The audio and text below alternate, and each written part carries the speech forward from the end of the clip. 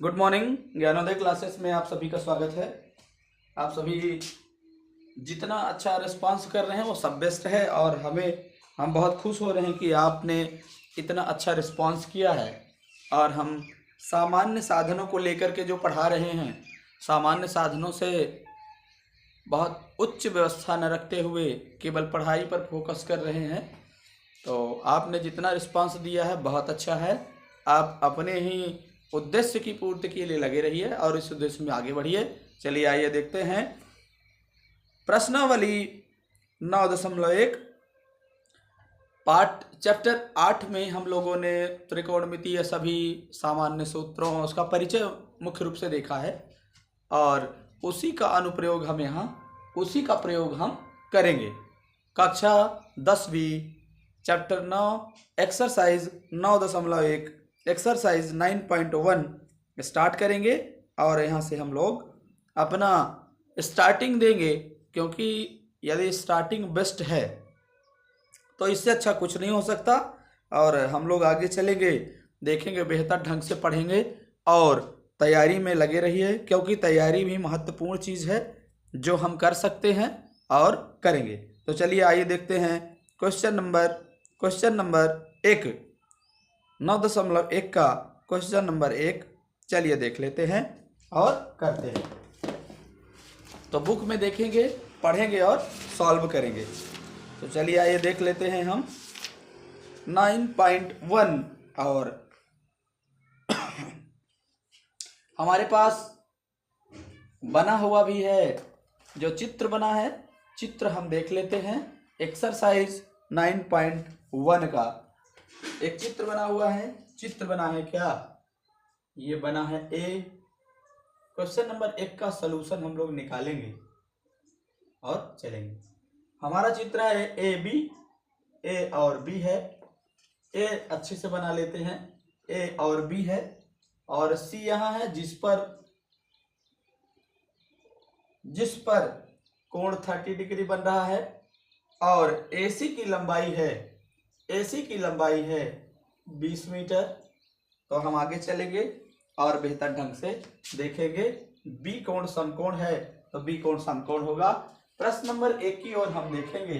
Question number 1 जो है तो मान लेंगे, माना कि कहता है कि एक सर्कस का कलाकार 20 मीटर लंबी डोरी पर चढ़ रहा है जो अच्छी उस तरह से तनी हुई है। तो माना कि जो डोरी है तो 20 मीटर है और डोरी का नाम क्या है? डोरी है AC जो 20 मीटर है। ये हो गया। और कहता है कि भूमि पर सीधे लगे खंभे के शिखर से बंधा हुआ है। तो खंभा क्या है? AB मान लेते हैं। जो खंभा है वो AB हो जाएगा। ये तो कहता है कि यदि बनाया गया कोण 30 अंश का हो तो खंभे की ऊंचाई ज्ञात कीजिए। मान लेंगे, माना कि खंभे की ऊंचाई h है, तो क्या कर लेंगे? h की ऊंचाई h मीटर हम लिख लेंगे। और जो हमें ज्ञात है, एक हमें ज्ञात और एक हमें अज्ञात, दोनों राशियों को करना है। ज्ञात बटे ज्ञात अज्ञात कर लेंगे तो हमें मान मिल जाएगा। ज्ञात का मान है कितना? अब हम अज्ञात को ऊपर रख रहे हैं तो क्या हो जाएगा? AB अपान क्या हो जाएगा? AC। और AB क्या है? हमारा लंब है, AC है कर्ण है। तो ये हो जाएगा कितना? AB अपान AC लंब बटे कर्ण होगा। तो लंब बटे कर्ण हो जाएगा कितना? Sine theta. अब हमारे पास दिया हुआ है कि थीटा इक्वल टू 30 अंश है। तो हम यहाँ देखेंगे AB की वैल्यू हमारे पास h मीटर है, कुछ नहीं है, और AC की वैल्यू है 20 मीटर। तो 20 इक्वल टू tan 30 का हम मान ज्ञात करेंगे। तो tan 30 का साइन 30 का है तो साइन 30 का हो जाएगा 1/2 ये हो जाएगा। हम तिर्यक गुणा करेंगे तो 2h इक्वल टू 20 में 1 का गुणा करेंगे तो 20 हो जाएगा। और ये h बराबर क्या हो जाएगा? 20/2 हो जाएगा, ये 10 हो जाएगा। तो यहाँ क्या हो जाएगा? हमारा h यानी हाइट किसकी, AB की, खंभे की ऊंचाई h बराबर 10 मीटर हो जाएगी। यही हमारा आंसर हो जाएगा। आइए देख लेते हैं, यही हमारा आंसर हो जाएगा।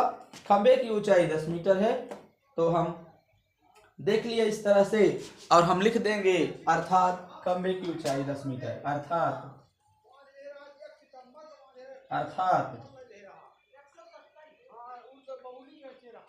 खंभे की ऊंचाई, अर्थात खंभे की ऊंचाई h बराबर 10 मीटर। इस तरह से प्रश्न नंबर 1 कंप्लीट हुआ। आइए चलते हैं प्रश्न क्रमांक 2 की ओर और स्टार्ट करते हैं। आइए देखते हैं प्रश्न क्रमांक 2। प्रश्न क्रमांक 2 में कहता है, प्रश्न क्रमांक 2 में कहता है कि आंधी आने से एक पेड़ टूट जाता है। तो पेड़ टूट जाता है और इस तरह मुड़ जाता है कि पेड़ का शिखर जमीन को छूने लगता है। इसके साथ 30 अंश का कोण बनाता है। पेड़ के पाद बिंदु से जितनी दूरी है जहां पेड़ का शिखर जमीन को छूता है वो 8 मीटर है। तो हम स्टार्ट करेंगे, मान लेंगे एक हम बना देंगे पेड़ बना लेते हैं। मान लीजिए कि एक हम ए लिख लिए और ए लिख दिए और सी लिख दिए। यहीं से मान लीजिए हमारा पेड़ टूटता है, ये पॉइंट बी है। तो पेड़ टूटेगा तो जमीन को छुएगा। ये पेड़ टूट के जमीन को छूता है। ये पेड़ जब टूट के जमीन को छूता है तो क्या हो जाएगा, ये हमारा ए मान लीजिए इतना बड़ा है, दोनों बराबर होना चाहिए, क्योंकि पेड़ की जब एक टहनी जब मतलब पेड़ टूटेगा तो जितनी लंबाई से वहां टूटेगा उतनी लंबाई तक ही जाएगा। तो चलिए आइए देख लेते हैं। ये पेड़ हो गया, AC एक पेड़ हो गया। तो हम लिखेंगे, और क्या कहता है कि सीकोण समकोण बना देते हैं हम यहाँ। और कहता है कि इसके साथ कोण का, पेड़ को जो टूटा, ये पेड़ का टूटा भाग है, तो जो जमीन के बिंदु के साथ कोण बनाता है वो 30 डिग्री का है। और पाद बिंदु हम इसको लिख लेते हैं ए डैश लिख देते हैं। और ये कितना है, 8 मीटर है, तो 8 मीटर ये हो जाएगा। इस तरह से हम क्या कर लेंगे, हमको क्या चाहिए, एक बार ये चाहिए, मतलब चाहे ये मिल जाए चाहे ये मिल जाए, और हमारा एक ये मिल जाए। तो हम क्या करेंगे कि मान लेंगे, माना कि पेड़ क्या है, पेड़ AC है और टूटा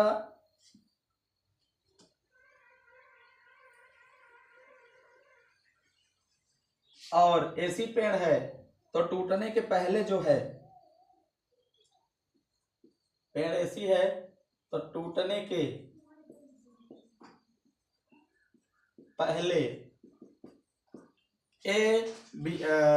के पहले AC है, और एक टूटने के बाद क्या हो जाएगा, तो टोटल, और दूसरा क्या हो जाएगा, कितना हो जाएगा, A' B पेड़ के टूटने की स्थिति हम लिख देते हैं। पेड़ टूटने के पहले क्या हो जाएगा, AB हो जाएगा, और टूटने के बाद क्या होगा, टूटने के बाद हो जाएगा A' B हो जाएगा। तो A' B हम लोग लिख लेंगे इस तरह से, ये हो जाएगा। अब हम चलेंगे कौन सा, त्रिभुज A' B और C में। कहाँ चलेंगे, त्रिभुज A'-BC में हम क्या निकाल लें, जो हमें ज्ञात है। तो पहले हम क्या निकाल लेते हैं, BC अपान A'-C निकाल लेते हैं। क्या निकालेंगे, BC अपान A'-C निकाल लेंगे। तो BC के वैल्यू हमारे पास कितनी है, BC की वैल्यू हमारे पास कुछ नहीं, तो BC रखें। A'-C की वैल्यू है 8 मीटर, तो ये हो जाएगा BC अपान AC। तो BC का मान है लंब और AC A'-C का मान है आधार, तो लंब बटे आधार हो जाएगा। इसको चाहे ऐसे भी लिख सकते हैं, लंब बटे आधार होगा, तो ये tan थीटा होगा। और थीटा का मान हमारे पास कितना है, 30 डिग्री है। तो आगे चल के हम क्या कर लेंगे, BC और A' का मान हमारे पास 8 है, ये हो जाएगा 33 हो जाएगा। और ये BC बराबर कितना हो जाएगा, BC/8 इक्वल टू 33 की वैल्यू होगी 1/√3। अब त्रिज्या गुणा करेंगे तो हो जाएगा BC गुणा √3 बराबर 8 गुणा 1 हो जाएगा। तो BC की वैल्यू हो जाएगी, कितनी, 8/√3 हो जाएगा। BC की वैल्यू कितनी हो जाएगी, 8/√3 मीटर हो जाएगी। अब हमको क्या चाहिए, A' भी चाहिए। तो इसी त्रिभुज में स्टार्ट करे रहेंगे तथा हम क्या चाहिए, अब हमको चाहिए क्या, ये हो जाएगा A' B अपान A' निकाल लें, A' निकाल लेंगे तो हमारा क्या हो जाएगा अब हम क्या कर लेंगे इसको, ये हो जाएगा A' B कितना है, कर्ण है, A' कितना है, कर्ण है। और A' हमारा क्या है, आधार है, A' हमारा कितना है, आधार है। तो यदि हम इसको उल्टा कर लें, उसका उल्टा कर लें A' और क्या कर लें, A' हमारा मालूम है तो A' हो जाए, और मालूम नहीं है तो A' हमारा ये हो जाए, तो आधार बटे कर्ण हो जाएगा, कर्ण बटे आधार है तो ये सहूलियत हो इसलिए हम कर रहे हैं, कर्ण बटे आधार हो जाए, आधार बटे ये कर्ण हो गया तो ये cos थीटा हो जाएगा, कितना, cos थीटा। और cos थीटा की वैल्यू A' हमारे पास कितना है, 8 है तो 8 कर लेंगे। और A' हमारे पास कुछ नहीं है तो A' कर लेंगे। cos थीटा की वैल्यू 30 ही है, सिंगल 30 रखा हुआ है, ये हो जाएगा cos 30 हो जाएगा। तो cos 30 का मान कितना हो जाएगा, 8/A' होगा। तो cos 30 की वैल्यू हो जाएगी √3/2 हो जाएगा। तो हम क्या कर देंगे, √3/2 हो जाएगा तो क्या कर लेंगे, अब त्रिज्या गुणा कर लेंगे, 8 गुणा 2 हो जाएगा और बराबर हो जाएगा A' गुणा √3 हो जाएगा। इस तरह से ये 16 हो जाएगा और 16/√3 हो जाएगा, 16/√3 हो जाएगा। ये हो जाएगा A' 16/√3, A' की वैल्यू हो जाएगी 16/A' की वैल्यू हो जाएगी, A' की वैल्यू हो जाएगी 16/√3 और ये हो जाएगा कितना, मीटर। अब हमको पेड़ की ऊंचाई ज्ञात करनी है, तो क्या है, पेड़ की ऊंचाई बराबर कितना होगा, ये हो जाएगा पेड़ की ऊंचाई बराबर कितना होगा, पेड़ की ऊंचाई हमारी टोटल है AC, तो AC लिख लेंगे। और AC के बीच में क्या लिखेंगे, AB देख रहे हैं, AB प्लस BC लिखेंगे, तो AB प्लस BC हो जाएगा। अब हम देखते हैं कि हमारे पास BC के वैल्यू यहाँ है और AB जो है तो वही A' भी है, तो हम क्या लिख लेंगे यहाँ, A' plus BC, A' plus BC हो जाएगा। तो A' की वैल्यू हमारे पास कितनी है, 16/√3 है, 16/√3 है। अब BC की वैल्यू है 8/√3, तो 16/√3 और 8/√3 हो जाएगा 24/√3, कितना हो जाएगा, 24/√3 हो जाएगा। हम यहाँ लगाएंगे तो 16/√3 और 8/√3 हमारा क्या हो जाएगा, 24/√3 हो जाएगा। √3 का परिमेयीकरण करेंगे तो 24√3 गुणे √3/√3 हो जाएगा। तो ये हो जाएगा कितना, 24√3 ये हो जाएगा ऊपर अंश में, और हर में √3 का गुणा होगा 3 हो जाएगा। 3 × 3 3 8 24 होता है, तो ये हो जाएगा 8/√3। इस तरह से AC का मान, AC मतलब AC क्या है, AC है हमारे पास कितना, AC है पेड़, तो AC का मान कितना हो गया, 8√3 हो गया। लिखेंगे यहाँ, अर्थात पेड़ के पूरी लंबाई, टोटल लंबाई AC बराबर 8√3 होगी। इस तरह से आगे हम चलेंगे, देखते रहेंगे। प्रश्न क्रमांक 3 की ओर चलते हैं और देखते हैं। चलिए देखते हैं प्रश्न क्रमांक 3 की ओर। प्रश्न क्रमांक 3 कहता है ठेकेदार बच्चों को खेलने के लिए पार्क में 2 फिसलन पट्टी लगाना चाहती है। 5 वर्ष से कम उम्र के बच्चों के लिए ऐसी फिसलन पट्टी लगाना चाहती है जिसका शिखर 1.5 मीटर की ऊंचाई पर हो और भूमि के साथ 30 अंश का कोण बनाए। तो 5 वर्ष से कम उम्र के बच्चों के लिए हम देख लेते हैं। ये हो जाएगा 5 वर्ष से कम 5 वर्ष से कम उम्र के बच्चों के लिए हम देखेंगे। 5 वर्ष से कम उम्र के बच्चों के लिए क्या हो जाएगा। 5 वर्ष से कम उम्र के बच्चों के लिए हम देख लेते हैं कि क्या हो जाएगा। एक जमीन से कहता है कि उम्र के बच्चों के लिए ऐसी फिसलन पट्टी लगाना चाहिए जिसका शिखर 1.5 मीटर की ऊंचाई पर हो।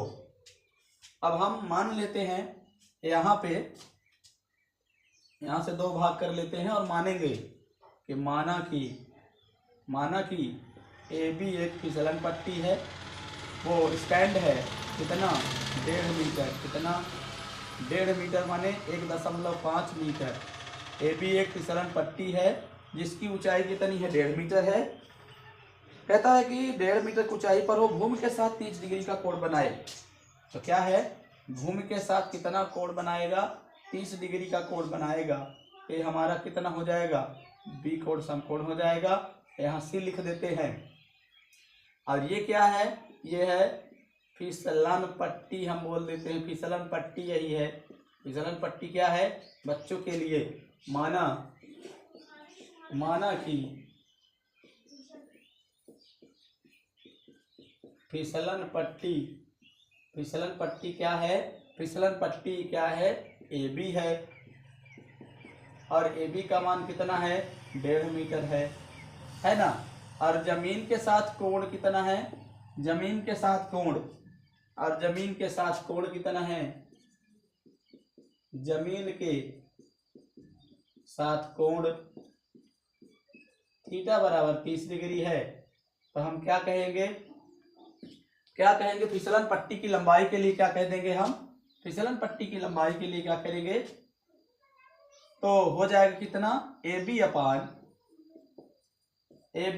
ए सी हो जाएगा, क्योंकि फिसलन पट्टी ऐसी है और फिसलन पट्टी ए बी है भाई, ए सी सॉरी, फिसलन पट्टी ऐसी है और इसकी लंबाई हमें नहीं मालूम है। जमीन से ऊंचाई शिखर जो कह रहा है कि बच्चों के लिए फिसलन पट्टी लगाना चाहता है जिसका शिखर 1.5 मीटर की ऊंचाई पर हो। तो शिखर का ऊंचाई जो ये यहाँ से यहाँ स्टैंड लगाएंगे, खंभे की ऊंचाई मान लेते हैं। खंभा क्या हो जाएगा, ए बी हो जाएगा, ये 1.5 मीटर ये होगा। इस तरह से ये हो जाएगा, लंब हो जाएगा, ये कर्ण हो जाएगा, मतलब क्या हो जाएगा, लंब बटे कर्ण हो जाएगा। और लंब का मान कितना है 1.5 है और कर्ण का मान कितना है AC है, AC करेंगे।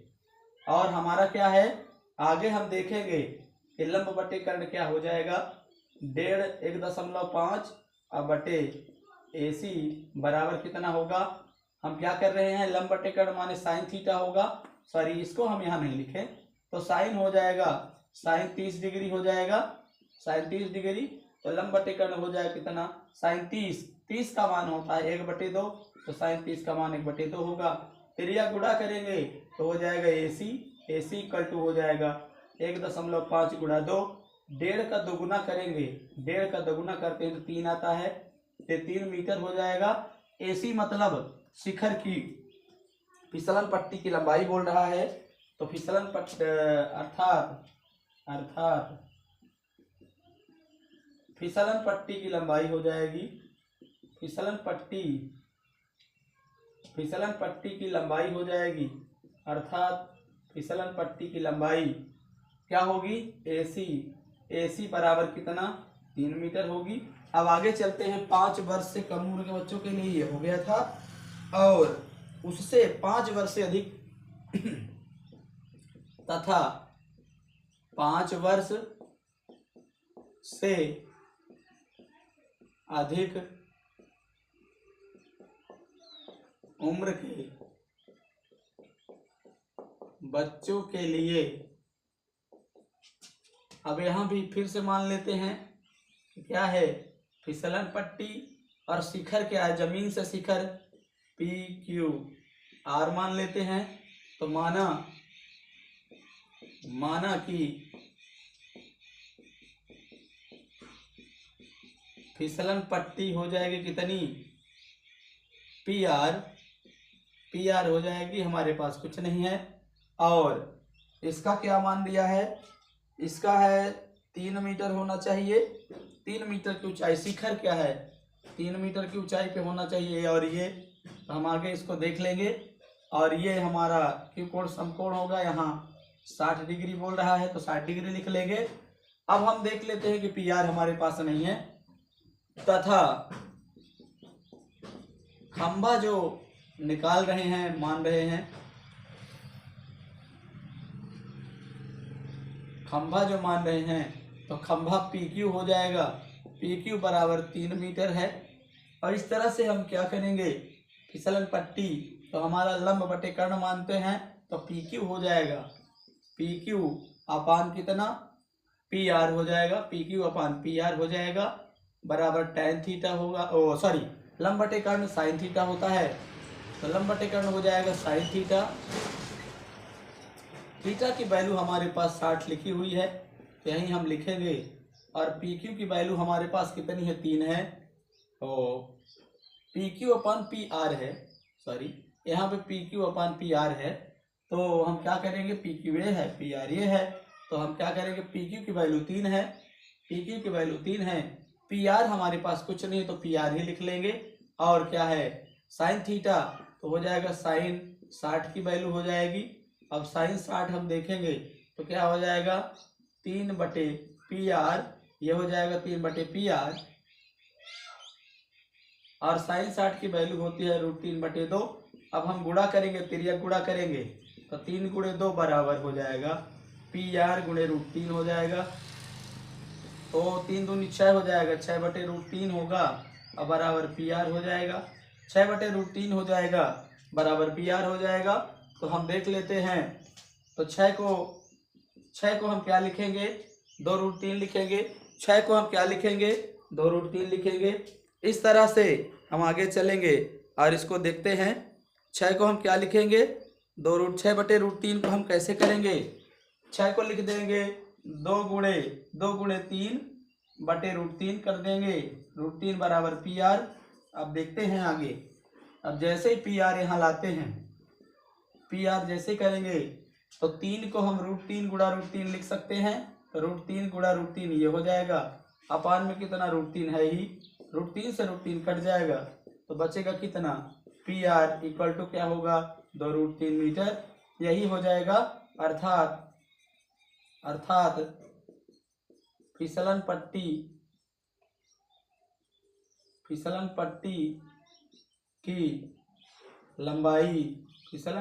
की लंबाई बराबर कितना हो जाएगा, लंबाई PR है तो PR बराबर 2√3 मीटर है। तो ये एक आंसर हमारा ये हो जाएगा और एक आंसर हमारा ये हो जाएगा। इस तरह से प्रश्न क्रमांक 3 कंप्लीट होता है। आइए चलते हैं प्रश्न क्रमांक अगला 4 की ओर। आइए प्रश्न क्रमांक 4 देखते हैं। प्रश्न क्रमांक 4 में लिखा हुआ है कि भूमि के एक बिंदु से जो मीनार के पाद बिंदु से 30 मीटर की दूरी पर है, एक मीनार के शिखर का उन्नयन कोण 30 डिग्री है। तो हम मान लेते हैं, एक मीनार मान लेते हैं, मीनार हमारा क्या है, मीनार मान लीजिए AB है, AB। और फिर क्या कहता है कि भूमि के एक बिंदु से, तो भूमि का एक बिंदु हम मान लेते हैं कि हमारे पास ये है, भूमि के एक बिंदु से 30 मीटर की दूरी पर। तो मान लिए कि भूमि की जो बिंदु है हमारे पास C, तो ये 30 मीटर की दूरी पर है, कहाँ से, मीनार के पाद बिंदु B से, ये 30 मीटर की दूरी पर हो गया। और मीनार के शिखर का उन्नयन कोण 30 डिग्री है, तो मीनार के शिखर का उन्नयन कोण हम इकट्ठा कर लेते हैं। थोड़ी टेढ़ा तो जरूर हुआ है, लेकिन हम स्टार्ट करेंगे तो क्या करेंगे, मीनार के शिखर का उन्नयन कोण कितना है, मीनार के शिखर का उन्नयन कोण कितना है, यह है मीनार के शिखर का उन्नयन कोण कितना 30 डिग्री है। तो उन्नयन कोण यहाँ बना लेंगे 30 डिग्री, ये हो जाएगा। तो हमें क्या निकालना है, हमें ज्ञात करना है कि मीनार की ऊंचाई कितनी होगी। चलिए स्टार्ट कर देते हैं। माना कि मीनार क्या है, AB है, मीनार AB है तथा पाद बिंदु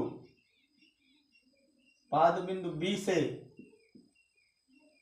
30 मीटर दूरी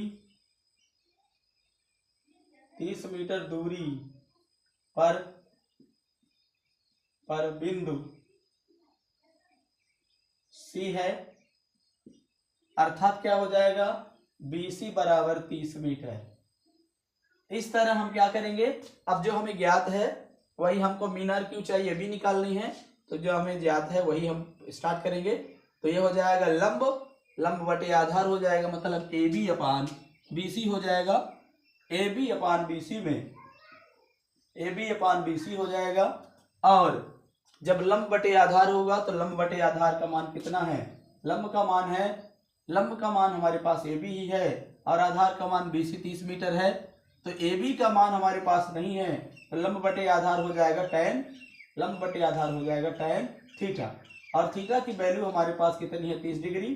तो आगे चलते हैं, वैल्यू रख लेंगे। AB का मान हमारे पास नहीं है तो AB रहेगा, और BC की वैल्यू हमारे पास कितनी है 30 मीटर है, तो BC की वैल्यू 30 मीटर है।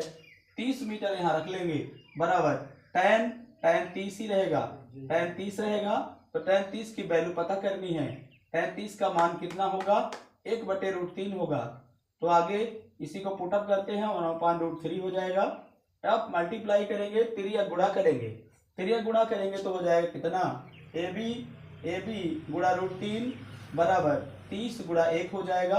अब आगे चलेंगे तो हम AB की वैल्यू फाइंड करेंगे। तो AB इक्वल टू क्या हो जाएगा, AB यदि हम रखते हैं इधर तो इधर हो जाएगा 30 में 1 का गुणा होगा 30 ही हो जाएगा, अपान √3 हो जाएगा। यदि हम √3 को नीचे नहीं रखना चाहते तो इसका रेशनलाइजेशन परिमेयीकरण करेंगे और 30/√3 हो जाएगा। √3 का गुणा √3 से करेंगे तो ये हो जाएगा √3/√3 और AB इक्वल टू होगा 30/√3 गुणा करने पर ये हो जाएगा। √3 में √3 का गुणा करेंगे तो 3 हो जाएगा, 3 दाहम 30 कटेगा, 10 से गुणा कर लेंगे। अर्थात AB मीनार की ऊंचाई कितनी हो जाएगी, मीनार की ऊंचाई हो जाएगी 10√3 मीटर। इतना क्या हो जाएगा 10√3 मीटर, ये आपका आंसर हो जाएगा। आइए आगे चलते हैं नेक्स्ट क्वेश्चन में। चलिए आइए देखते हैं प्रश्न क्रमांक 5 को और स्टार्ट करते हैं।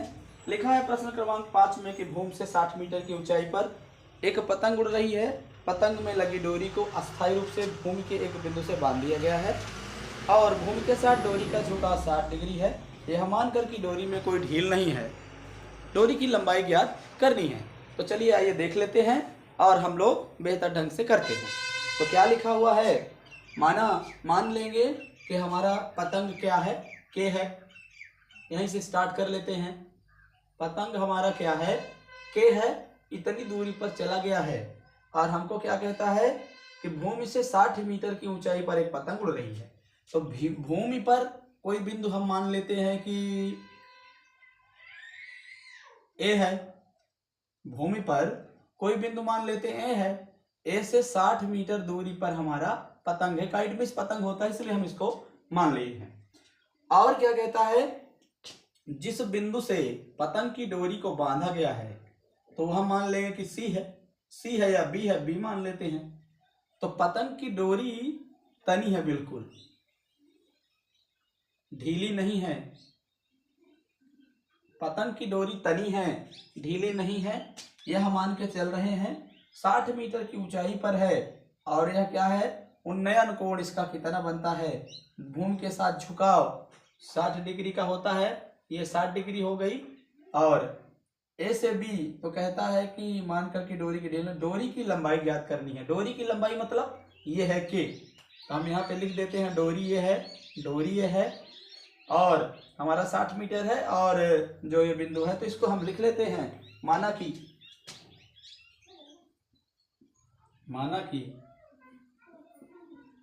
डोरी कौन है, डोरी है बीके हो जाएगी, डोरी बीके हो जाएगी हमारे पास जो है। और क्या है, भूमि के साथ भूमि से ऊंचाई पतंग की भूमि से ऊंचाई हो जाएगी, पतंग की भूमि से ऊंचाई तो क्या हो जाएगी एके, तो एके हम लिख लेंगे। एके की वैल्यू कितनी है 60 मीटर है और हमको क्या निकालना है बीके की दूरी निकालना है। तो चलिए आइए देख लेते हैं। ये लंब है एके, तो क्या हो जाएगा एके अपान कर्ण क्या है बीके हो जाएगा। बीके लंब बटे कर्ण मतलब क्या हो जाएगा साइन थीटा हो जाएगा। और साइन थीटा की वैल्यू हमारे पास 60 डिग्री है। थीटा की वैल्यू हमारे पास कितनी है 60 डिग्री है। एके का मान हमारे पास कितना है, एके का मान है 60, बीके का मान हमारे पास नहीं है, तो ये हो जाएगा साइन 60 का मान होता है √3/2, तो √3/2 लिख लेंगे। अब तिर्यक गुणा करेंगे, ये हो जाएगा 60 × 2 बराबर √3 गुणा बीके हो जाएगा। यदि बीके की वैल्यू फाइंड करेंगे, ये हो जाएगा बीके इक्वल टू 60 दूनी 120 हो जाएगा, 120 हो जाएगा। और ये √3 कहाँ चला जाएगा, ये √3 कहाँ चला जाएगा भाग में चला जाएगा। अब √3 का परिमेयीकरण करेंगे तो बीके इक्वल टू क्या हो जाएगा 1/20 अपान √3 और गुणा में हो जाएगा √3/√3। परिमेयीकरण कर रहे हैं तो आगे हम देखेंगे कि बीके इक्वल टू क्या होगा, बीके की वैल्यू हो जाएगी, बीके हमारे पास क्या हो जाएगा, बीके की वैल्यू हो जाएगी 120 √3 और बटे √3 में √3 का गुणा करते हैं तो 3 ही आता है। अब 3 से काटेंगे इसको तो 3 चौको 12 हो जाएगा, 0 उतर जाएगा तो 40 × 120 होगा। अर्थात बीके की वैल्यू हमारे पास कितनी हो गई, बीके की वैल्यू हो गई 40√3 हो जाएगी। ये मीटर हो जाएगी क्योंकि ये मीटर में दिया है तो मीटर में ही रहेगा। आगे हम देख लेते हैं अर्थात डोरी की लंबाई बीके है, बीके इक्वल टू कितना हो जाएगा 40√3 हो जाएगा। इस तरह से हमारा आंसर ये आ जाएगा, यही आंसर हो जाएगा क्वेश्चन नंबर 5 का टोटल आंसर हो जाएगा। इसलिए आइए चलते हैं अब आगे क्वेश्चन नंबर 6 की ओर नेक्स्ट वीडियो में चलेंगे, क्योंकि अब ज़्यादा ड्यूरेशन भी आप लोगों को हम लोगों को किसी प्रकार का मानसिक संतुलन न डिस्टर्ब हो, क्योंकि यदि हम थोड़े समय में पढ़ते हैं तो ज़्यादा हमको समझ में आता है। कोई भी हो यदि थोड़े समय पढ़ता है तो ज़्यादा समझ में आता है। इसलिए अब हम नेक्स्ट वीडियो में मिलेंगे नए एनर्जी के साथ, नए ऊर्जा के साथ, नए सेशन के साथ, नए क्वेश्चन के साथ, और आगे चलते हैं, मिलते हैं नेक्स्ट सेशन में नए वीडियो में। यदि सेशन आपको अच्छा लगा हो तो शेयर करें, एक लाइक करें, कमेंट करें और सब्सक्राइब अवश्य कर लें। चलिए मिलते हैं नेक्स्ट सेशन में। जय हिंद, जय भारत।